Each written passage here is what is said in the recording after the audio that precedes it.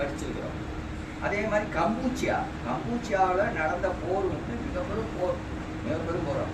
அப்போ அந்த இந்தோ சீனாவில் இந்த 3 நாடுகளும் எது, லாவோஸ் இருக்குது, வியட்நாம் இருக்குது, கம்பூச்சியா இருக்குது. இந்த 3 நாடுகளும் சேர்ந்தது தான் இந்தோ சீன கம்யூனிஸ்ட். அதுக்கு ஒரு கம்யூனிஸ்ட் கட்சி உருவாச்சு. அந்த கம்யூனிஸ்ட் கட்சியில் போராட்டம் தொடங்கி தொடங்கி தொடங்கி பெரும் அழிவை சந்திக்குது.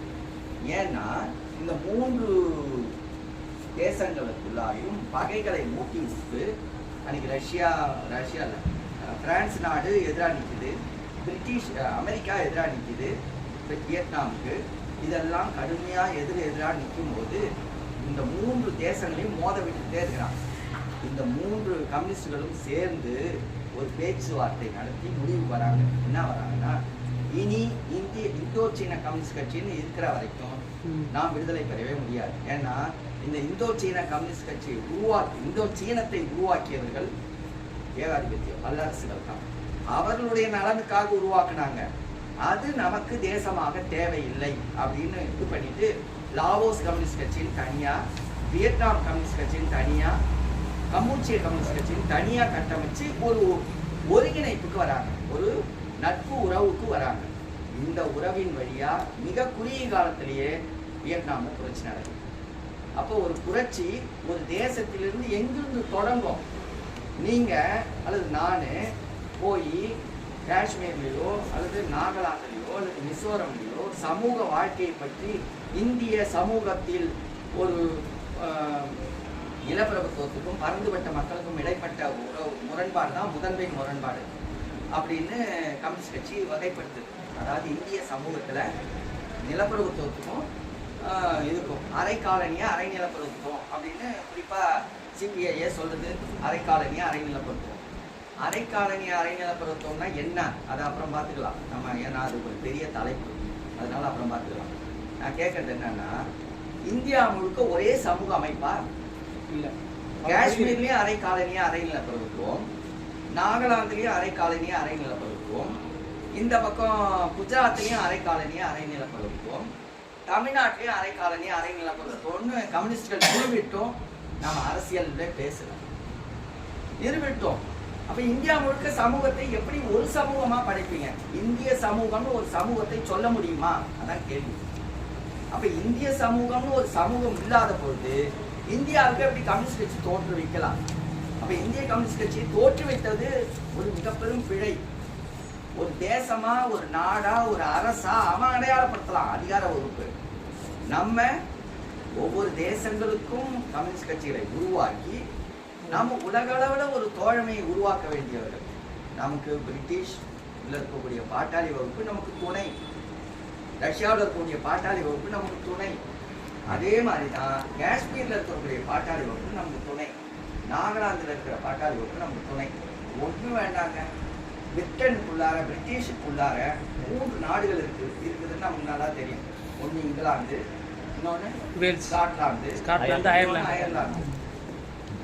பிரிட்டன்ல அப்ப சொல்றாரு யாரு, மாஸ்டர் சொல்றாரு, உலகத்துல புரட்சி நடக்கணும்னா முதல் இங்கிலாந்துல தான் நடக்கணும். ஏன்னா தொழில் புரட்சி வேகமா இருக்குதுங்கிறாரு.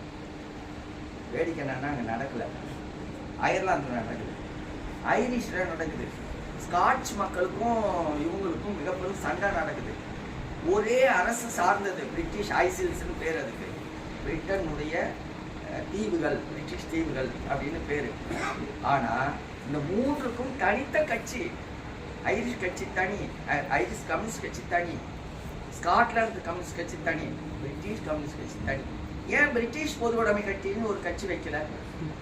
பிரிட்டனுக்கும் பிரான்ஸுக்கும் ரொம்ப பக்கம், ஒரு 14 கிலோமீட்டர் தான். ஆனா ஐரோப்பா முழுக்க ஐரோப்பிய கம்யூனிஸ்ட் கட்சின்னு ஒரு கட்சி கிடையாது. நீங்க பிரான்ஸுக்குன்னு தனி கம்யூனிஸ்ட் கட்சி, ஜெர்மனிலே கிழக்கு ஜெர்மனிக்கும் மேற்கு ஜெர்மனிக்கும் தனித்தனியா பிரிவு ஏற்பட்டது. தனி கம்யூனிஸ்ட் கட்சியா உருவாச்சு.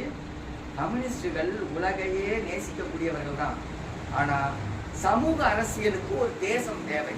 அந்த தேசத்தை மதிப்பிடுகிறவர்கள் யாருன்னா கம்யூனிஸ்டுகள் தான். அதிகார வகுப்பு மதிப்பிட முடியாது ஒரு தேசத்தை. அதை தான் நாம சொல்றோம். அப்ப இந்தியா முழுக்க ஒரு ரஷ்யா தான் உதவுச்சு அப்படின்னு சொல்லுவதே பிழையானது. அது அதிகார வர்க்கத்தினுடைய சிந்தனை. இங்க எல்லாமே இருக்கு.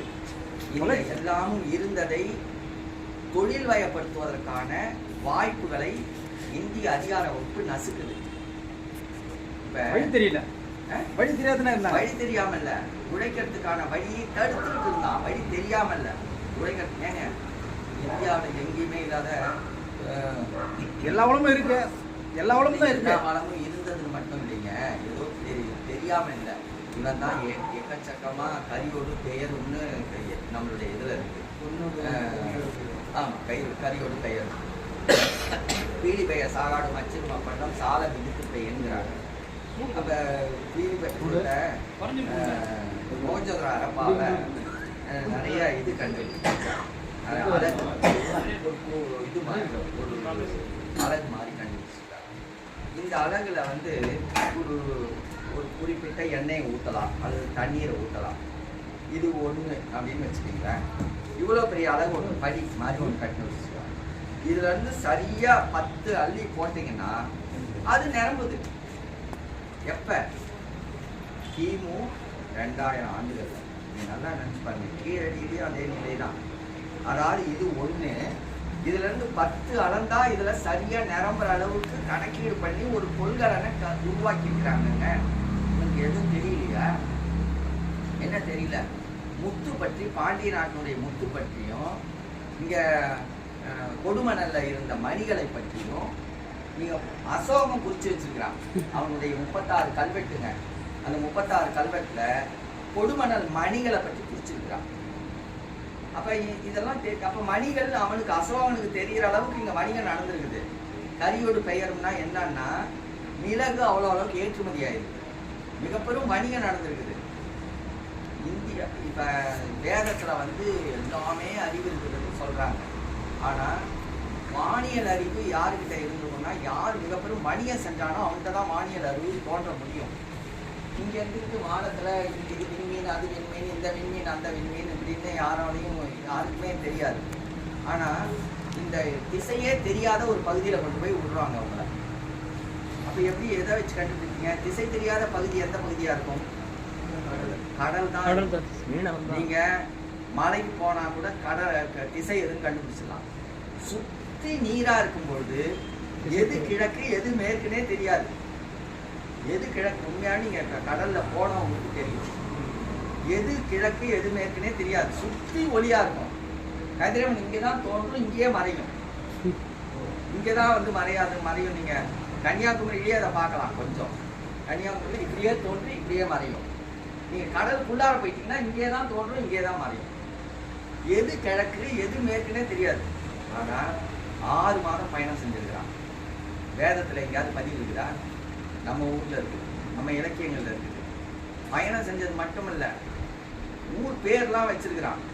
என்ன பேரு? இங்க இந்த 6 மாதமும் கடல்ல பயணம் செய்யணும்னா அவன் எல்லாத்தையும் அந்த 6 மாதங்களுக்கு கண்டுபிடிக்கணும். வானியல் தெரியணும், மருத்துவம் தெரியணும், தண்ணீரை பயன்படுத்துறதுக்கு தெரியணும், நோய் வந்தா நோய் வராம இருக்கிறதுக்கு பண்றதுக்கு தெரியணும். இவ்வளவு அறிவு பெற்றவனா இருக்கிறான். அப்ப வானியல் எப்படி அறிவு? வானியல் யாருக்கு தெரியும்னா, கடல் வணிகம் செய்யறவனுக்கு தான் வானியல் அவனால கண்டுபிடிக்க முடியாது. யாராலையும் வானியல் கண்டுபிடிக்க முடியாது. அப்ப கடல் வணிகத்தை மிக பெரும் அளவுல செய்ததுனாலதான் இவன் வானியல்ல சிறந்திருந்ததுனாலதான் சுரவம், கும்பம், மீனம், மேளம்னு பேர் வச்சிருக்கான். ஞாயிறு, திங்கள், செவ்வாய், புதன், வியாழன், வெள்ளி, சனின்னு வைக்கிறான. எதை வச்சு? ஞாயிறுனா கதிரவன், திங்கள்னா நிலவு, செவ்வாய்னா கோல், அறிவன்னா கோல், வியாழன்னா கோல். இயலன் கிளவி அகல பொருட்டேன் தொல்காப்பியத்தினுடைய சூத்திரம். இயல்னா பெரியது, வீணா பெருசு. என்னப்பா ஒரே வியப்பா இருக்குதுங்கிறோம். வியப்புனா என்ன? பெருசா இருக்கிறத பார்த்தா வியப்பு வரும்.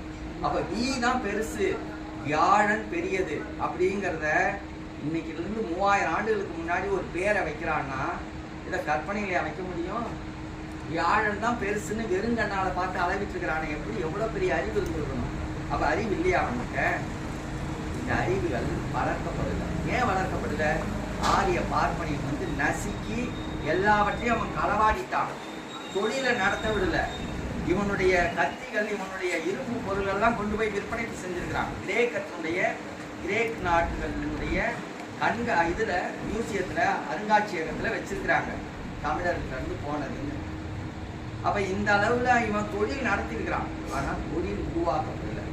நம்முடைய நெய்வேலி நிலக்கரி, சேலம் இரும்பு, எல்லா சேலத்துல இருக்கக்கூடிய அந்த மேக்னைசைட்டு இதெல்லாம் தங்கத்தை கண்டுபிடிச்சிட்டான். இரும்பு கண்டுபிடிக்கணும்னா 5000 ஆண்டுகளுக்கு முன்னாடி கீழடியில உலகத்திலேயே எங்கேயும் கிடைக்காத நிலையில 5000 ஆண்டுகளுக்கு முன்னாடி இரும்பு கண்டுபிடிச்சான்னு இப்ப கீழடியில பதிவாயிருக்குல்ல. இரும்பு கண்டுபிடிக்கிறதுனா என்ன, ஒரு காந்தத்தை வச்சுக்கிட்டே விரட்டிங்கன்னா இரும்பு துகளா வருமே, அதுவா? 5000 ஆண்டுக்கு முன்னாடி ஏது காந்தம்? நல்லா நினைச்சு பாருங்க. அந்த இரும்பு தாதுவா அவன் எடுக்கணும். எடுத்தா மட்டும் போதாது, அதை எடுத்து என்ன பண்ணணும், காய்ச்சினா போதாது, அதை வடிவமைக்கணும். கத்தியா வடிவமைக்கணும், அல்லது பொருள்களா உழவு கருவிகளா வடிவமைக்கணும். அதை வடிவமைக்கணும்னா அவனுக்கு என்ன தேவை?